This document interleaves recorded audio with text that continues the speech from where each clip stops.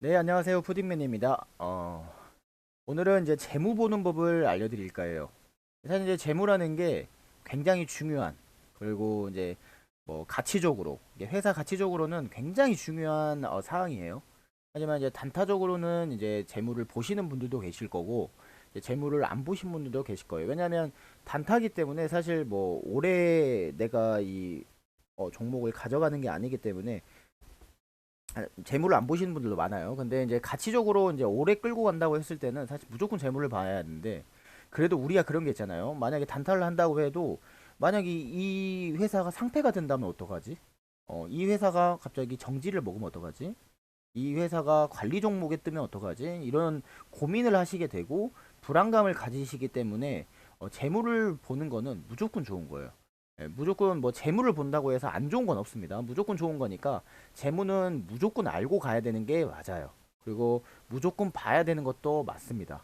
왜냐면 그런 변수를 없애기 위해서요. 갑자기 우리가 단타를 맨날 잘 하다가도 재무 안 좋은 거 만지든 뭐 재물 좋은 걸 만지든 그냥 뭐 상관없이 만지다가 어느 순간 운이 안 좋게 10년에 한 20년에 한 번씩 어쩌다가 보니까 그게 상패를 당하거나 갑자기 중간에 매매 정지를 당하거나 이런 상황이 와버리게 되면 뭐 내가 이때까지 벌어놨어도 사실 조금 멘탈적으로는 좀 흔들릴 수가 있죠. 그렇기 때문에 재무는 반드시 알아두는 게 좋아요. 그럼 재무 보는 법을 제가 알려드릴 건데, 일단 ROE라고 하는 게 있어요. ROE라고 자본 대비 수익률이라고 합니다.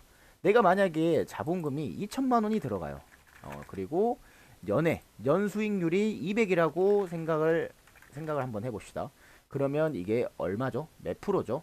2000에 200이면 10%입니다. 그래서 ROE는 몇 프로다? 10%다. 굉장히 쉽죠? 이렇게 딱 단순하게 봤을 때. 사실 근데 ROE 같은 경우는 이제 저는 많이 보는 편은 아니고요. 제가 가장 많이 보는 거는 PER이랑 이제 PBR을 가장 많이 보는데, 사실 저평가 가치주의 핵심은 뭐다? PBR과 PER이다. 라고 생각을 하시면 됩니다. 지금 코스닥이나 코스피, 그 다음에 저기 미국장, 나스닥 같은 경우는 나스닥은 PBR이 4배입니다. 코스피랑 코스닥은요, 우리 한국장이라고 볼게요. 한국장은 PBR이 1배예요. 지금 1배가 어느 그 저번에 좀 지수가 많이 하락을 했을 때 그때는 1배가 되지 않는 상태였어요. 0.9배 이렇게 됐습니다. 그러면 사실 1배의 기준으로 보통 지수가 많이 하락을 합니다. 예를 들어서 1배를 보통 지켜야 된다고 생각을 하거든요. 1배는 가장 기본이에요. 그러면 이제 PBR이 뭐냐, 이제 PER이 뭐냐 이걸 설명을 드릴 건데, 특정 회사가 시장돼서 매매되는 가격에, 그러니까 이게 뭘까요? 그럼 이거는 시가총액이라고 하겠죠. 말 그대로 이 회사가 시장에서 매매가 되고 있는 가격이에요. 그러면 시가총액이 뭐 1,500억이든 3,000억이든 뭐 1조든 2조든 말 그대로 누군가에게 이제 매매를 했을 때 그 매매되는 가격을 이제 말 그대로 그 회사의 순이익이 몇 배냐. 그러니까 말 그대로 이 200의 시가총액이라고 보시면 됩니다. 그러면 제가 이걸 이제 그림을 한번 그려보면, ROE라는 건 뭐죠? ROE라는 거는 아까도 제가 이제 설명을 드렸지만 2000이 있어요. 그리고 여기에 말 그대로 200, 연수익률이 200이죠. 그럼 이거는 ROE가 어떻게 된다? ROE가 연 10%죠. 10%의 수익률을 가지니까요. 그러면 시가총액이 예를 들어서 좀 계산하기 쉽게 간다고 했을 때 2000이다. 2000이다. 시가총액이 아닙니다. 조금 더 가볼게요. 한 6천 정도 된다. 시가총액 6천 정도 된다 그러면 PBR은 어떻게 되죠? PBR은 몇 배가 되는 거죠? PBR은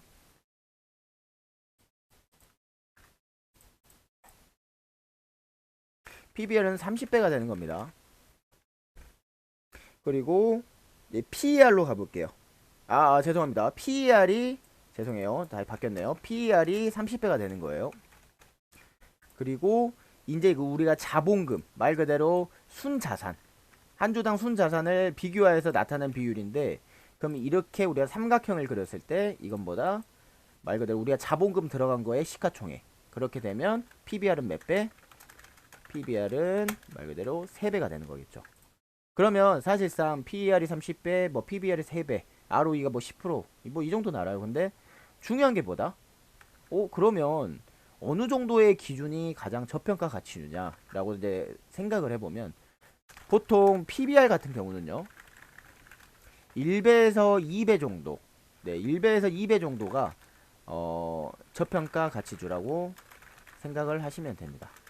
저는 그렇게 기준을 잡아요. 근데 사람마다 기준은 다 다르겠지만 PER 같은 경우는 보통 10배에서 20배 정도가 저평가 가치주라고 생각을 하시면 됩니다. 그럼 결국에는 나스닥이 4배고 한국장은 1배예요. 그러면 뭐다? 한국장은 저평가 가치주가 굉장히 많다라고 생각을 하시면 됩니다. 그래서 사실상 저평가 가치주가 많다는 건 어떤 뜻이죠? 그만큼 저평가 가치주가 굉장히 힘들어하고 있다라고 생각을 하시면 됩니다. 왜냐하면 나스닥이 4배라는 뜻은 그만큼 주가가 많이 올라갔다는 소리예요. 그러면 사실 이런 그 가치 매매를 하시는 분들한테는 굉장히 좋은 의미겠죠. 근데 한국장 같은 경우는 평균적으로 PBR이 1배이기 때문에 저평가 가치주가 굉장히 많아요. 그래서 사실 뭐 가치주를 따지고 매매를 내가 하셨을 때 굉장히 실패 보는 경우가 많을 수도 있습니다. 이게 실패를 하진 않았는데 아직 기간은 끝나지 않았기 때문에 손절을 하지 않는 이상 아직 끝난 건 아니죠. 근데 사실 이제 지금 뭐 어느 정도 좀 기간이 됐잖아요. 그 기간이 됐을 때 아직은 조금 힘들어 하시는 경우가 굉장히 많을 거라고 생각을 합니다. 그래서 사실 한국장은 제가 이제 조금 단순하게 설명을 드리면 단타가 더 나아요. 네, 조금 장투나 중투 이렇게 이상을 가져가시는 것보다 단타적으로 조금 스윙으로 이제 끊어주시는 게 가장 좋다고 생각을 하시면 됩니다. 그러면 제가 이제 보는 입장을 이제 설명을 드릴 건데 아무거나 제가 하나를 클릭을 해보고 이제 어떤 걸 보는지 한번 제가 살펴보겠습니다. 삼성출판사 하나 오랜만에 아기상어죠. 아기상어 한번 클릭을 해볼게요. 제가 아까도 말했듯이 PBR과 PER 그 다음에 ROE를 많이 보는데 ROE는 어떻게 된다? 저는 보지 않습니다. ROE는 중요하긴 하지만 가장 저평가 가치주의 핵심은 PBR과 PER이라고 생각을 하시면 됩니다. 그럼 한번 제가 그려볼게요. 어떤 걸 가장 많이 보는지. 일단은 재무적으로 이제 우리가 뭘 봐야 되냐. 제가 아까도 말했지만 단타 스윙은 재무를 보긴 봐도 이제 보긴 보지만 뭐 실질적으로 그렇게 뭐 크게 뭐 상패가 되지 않는 이상 뭐 엄청나게 조금 뚫어지게 볼 필요는 없습니다. 그럼 뭐 보냐면 일단 영업이익과 단기 순이익을 봅니다. 그러면 저도 이제 장사를 하는 사람으로서 저도 이제 사업을 하는 사람으로서 영업이익과 단기 순이익은 그렇게 많이 차이가 나지 않으면 사실 뒤바뀔 수도 있습니다. 연도마다 다르고요. 뭐 지난번에는 48억이 나오고 하더라도 다음 연도에는 이제 마이너스만 아니면 되고요. 뭐 다음 연도에는 60억, 뭐 70억, 아니면 그거보다 조금 못 나오게 되면 뭐 40억, 35억 이렇게 조금 오차 범위가 있기는 하겠지만 너무 차이만 많이 나지 않으면 됩니다. 너무 많이 차이만 이거 위에다 쓸게요. 저기도 설명을 한번 드려야 되니까요. 너무 많이 차이만 나지 않으면 됩니다.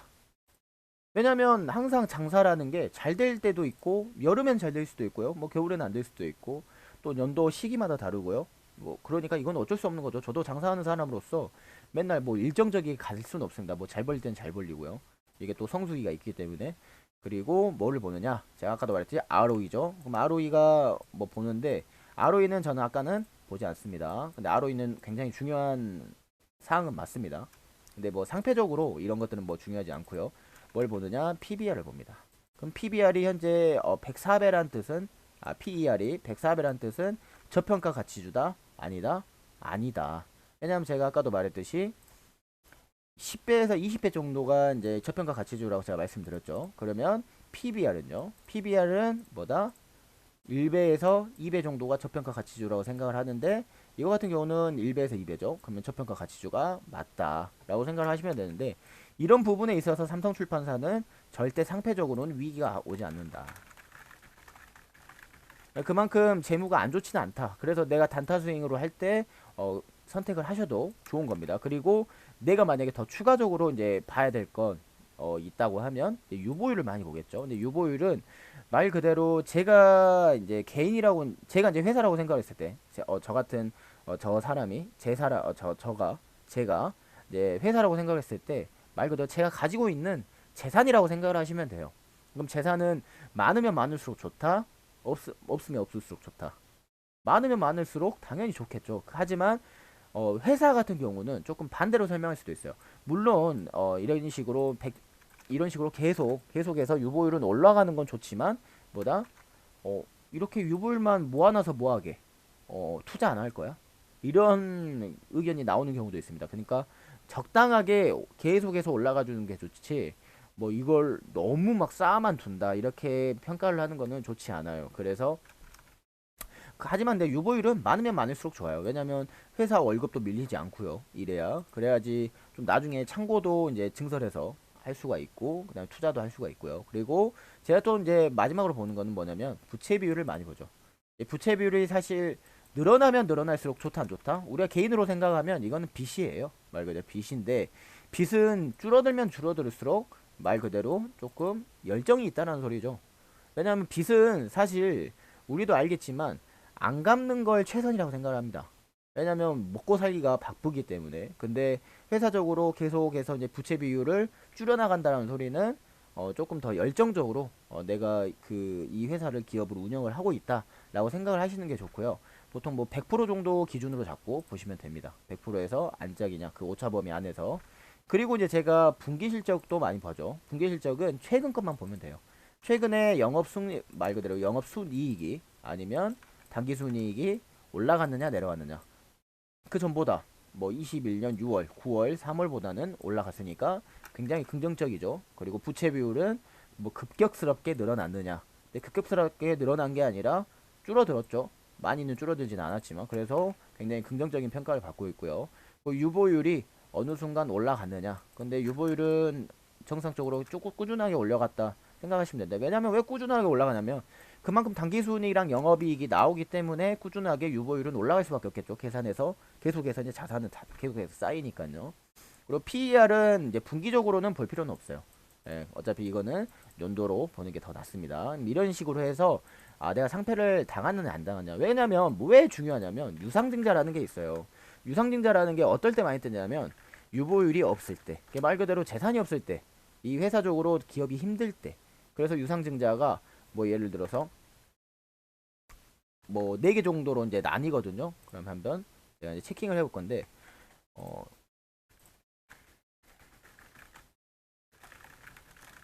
유상증자가 뭐 증설 부분도 있고요. 그 다음에 뭐 예를 들어서 이런 식으로 뭐 3자 배정도 있고요. 뭐 주주 배정도 있고 하는데 3자 배정은 보통 긍정적인 영향을 많이 받습니다. 긍정적인 영향을 많이 받고 지금 이름이 기억이 안 나니까 잠시만요.